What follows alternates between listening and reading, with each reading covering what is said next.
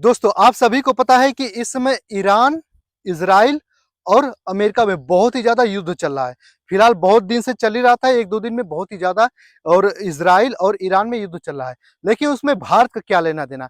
क्या आपको पता है कि यूएस के द्वारा भारत के 3 सैनिक को मार दिया गया है। ओमान खाड़ी में जो इंडियन शिप थी उस पे यूएस के द्वारा हमला कर दिया गया है और तीन जवान हमारे इंडिया के शहीद हो गए हैं। अब आप सोच रहे हैं कि इंडिया का यूएस से क्या लेना देना, मतलब अमेरिका के इंडिया से क्या लेना देना? इस युद्ध से तो इंडिया का लेना ही देना नहीं था। आप देख सकते हैं कि अमेरिका कैसे चाल चलता है और अपने ही मित्र देशों को कैसे बुरी तरह मौके आने पे मारता है। दरअसल ओमान की खाड़ी में इंडियन जहाज जा रहे थे दूसरे देश का झंडा लगा के। अब कुछ लोग बोल रहे हैं कि उनको पता ही नहीं था, यूएस वाले को पता नहीं था कि ये इंडिया के लोग इसमें जा रहे हैं। लेकिन खूब पता होता है यूएस वालों को कि इसमें ये इंडियन जहाज जा रही है और इसमें सीधे गोले दाग देते हैं और 3 जवान शहीद हो जाते हैं। लेकिन उसके अगेंस्ट में फिर इंडिया वाले लोग यानी हमारी मिलिट्री क्या करती है?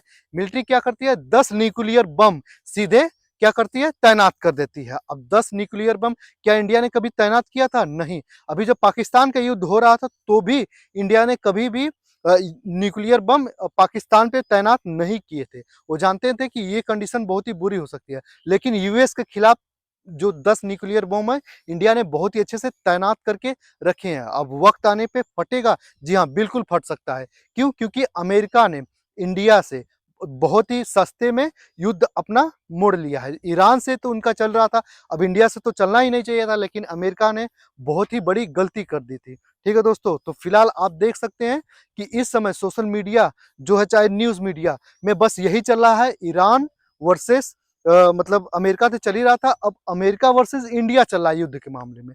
सोच सकते हैं कि अमेरिका ऐसा जानबूझ के कर रहा है और सोच रहा है कि एक मिसाइल मार दिए 3 लोग मर गए तो इंडिया वाले तो भड़क ही जाएंगे और इंडिया वाले जैसे ही क्या करेंगे, हम पे पलटवार करेंगे, फिर हम उस पे पलटवार करेंगे, तो ये युद्ध इंडिया में चला आएगा और इंडिया में अनस्टेबिलिटी यानी इंडिया में फिर राजनीतिक भगदड़ होगी, उसके कारण सरकारें पलटेंगी।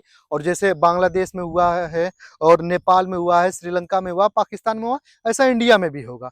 क्यों? क्योंकि अमेरिका पाकिस्तान को भी मारता है, इंडिया बगल के जितने भी छोटे छोटे देश है सबको मारता है, लेकिन वो भूल गया है कि जो 19 2026 का भारत है वो अलग है। अमेरिका के खिलाफ किसी ने अगर जो न्यूक्लियर मिसाइल मतलब तैनात की है तो वो इंडिया है। अभी तक आपको पता है कि ईरान ने अभी न्यूक्लियर मिसाइल नहीं बनाई है, लेकिन इंडिया से पंगा लेना अमेरिका को बहुत भारी पड़ेगा। आपको एक दो दिन में उसका परिणाम बहुत ही अच्छे से नजर आने वाला है। ठीक है दोस्तों, फिलहाल दोस्तों ऐसा अमेरिका को करना चाहिए था? नहीं, ऐसा नहीं करना चाहिए था।